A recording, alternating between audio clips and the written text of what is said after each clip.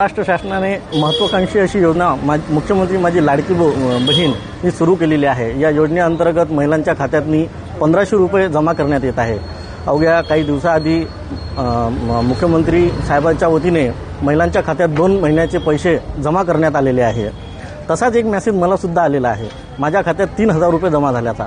माझं खातं bank of Baroda इथे आहे। मी 2012ला उघडला होता, परंतु माझ्या गावापासून ते खूप दूर असल्याकारणानं मी तिथे व्यवहार करत नाही।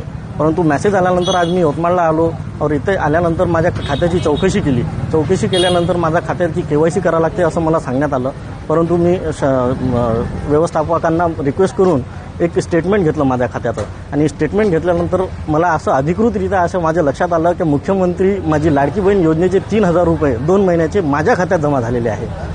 बहिणीचे पैसे भावाच्या खात्यात जमा झालेले आहेत। मी कोणताही अर्ज भरलेला नाही, फॉर्म भरलेला नाही, तरी हे पैसे कसे माझ्या खात्यात जमा झाले याची चौकशी करण्याची वेळ आलेली आहे।